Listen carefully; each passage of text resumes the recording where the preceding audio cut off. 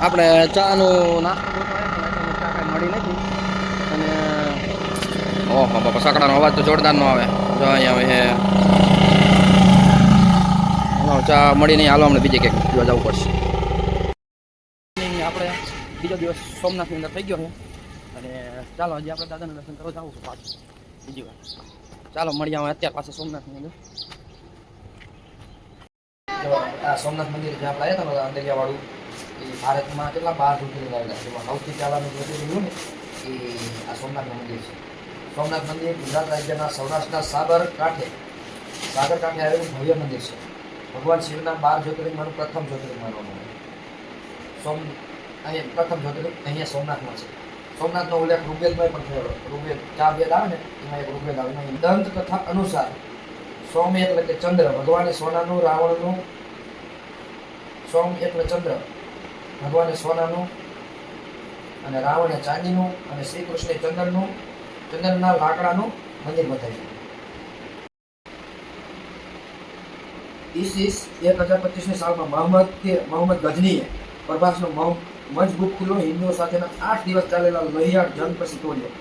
રાજા ભીમદેવ પહેલા હાર્યા અને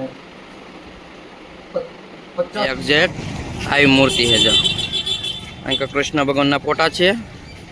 ચાલો આપણે નો પાર્ક ગાડી આપણે અહીંથી જવાનું છે. જો સોમનાથ દાદાનું મંદિર.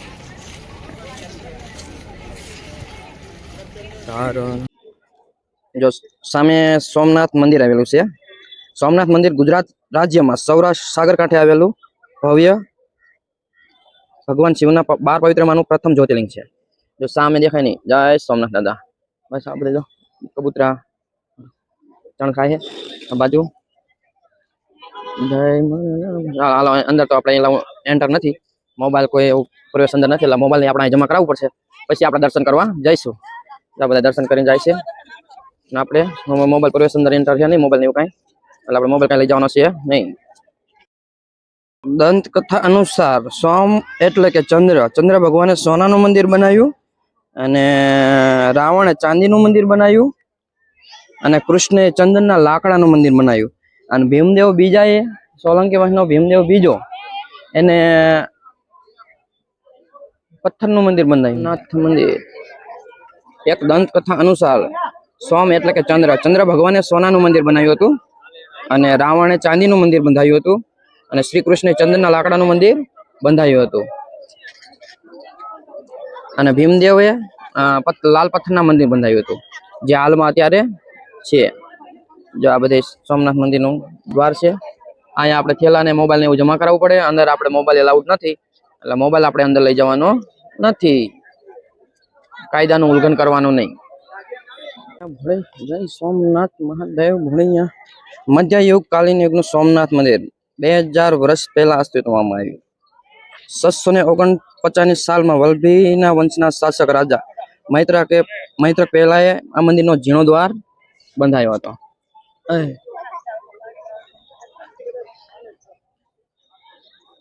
ગોહિલના પાડિયા એના છે ને, મેજી ગોહિલના જે આક્રમણ થયું ને, જયારે શહીદ થઈ ગયા ને, એના પાડિયા. જો સોમનાથ મંદિરને એક જેટ સામે, અહીંયા મંદિરના ગેટ પાસે, અને એક પાડી ઉપર છે. પાણી થાય જો હિલોરા મારી પાણી. હા ઘોડામાં બેવું હે, ચાલ બેસ. જો અહીં કણ ઘા બધું આવી ગયું. હાજે નતું ને, અત્યારે આવી ગયું. જો બધું આ રહ્યું. જો ને અંદર બધા આ હાજે કોઈ નતું ને, અત્યારે ક્યાં ઠેલા. જો જો તો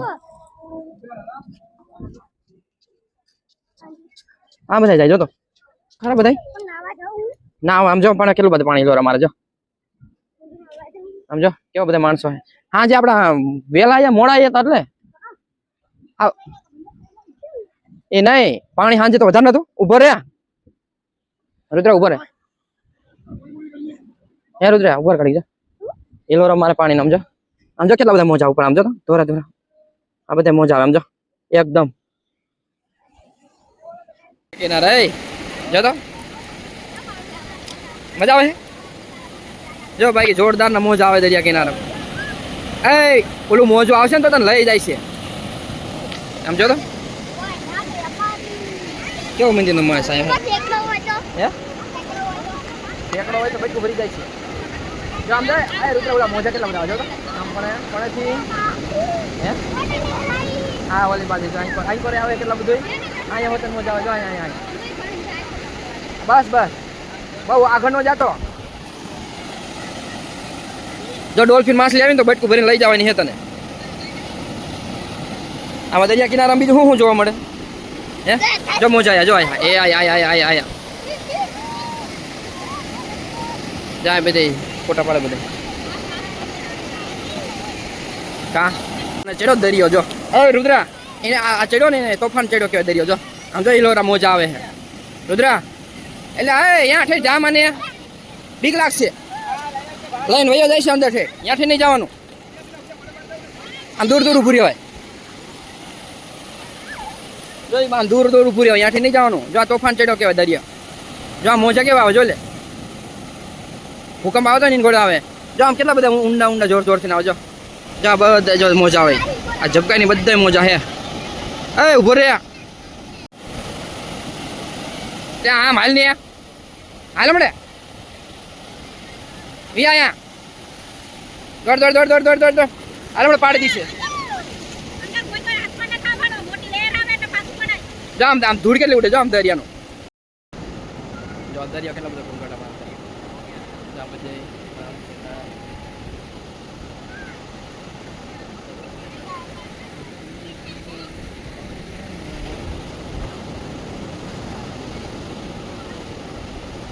ઊંટ સવારી ઘોડા સવારી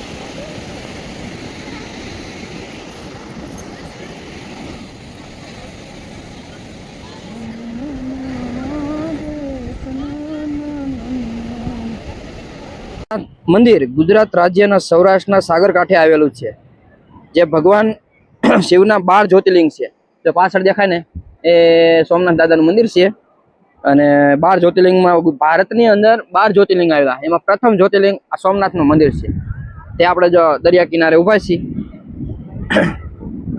અને આ સોમનાથનો ઉલ્લેખ સોમનાથ દાદાના મંદિરનો ઉલ્લેખ ઋગ્વેદના 4 વેદ આવે એમાં ઋગ્વેદ છે એમાં પણ એનો સમાવેશ થાય છે એમાં એનો ઉલ્લેખ જોવા મળે છે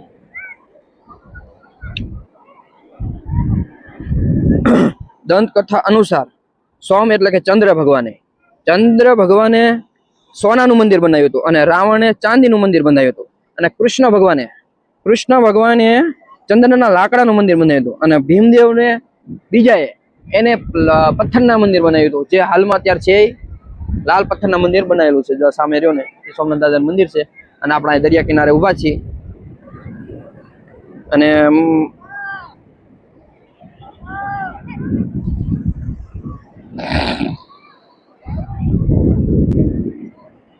જો પાછળ બધે દેખાય છે આ દરિયા કિનારો છે અને મજા આવે જો આ દરિયો ગાંડો બીનો છે જોરદારનો જો એટલા મોજા ઊંડા જોરથી આવે છે ને એને કોઈ સીમા જ નથી જો સામે દરિયા કિનારે કેવી મજા આવે છે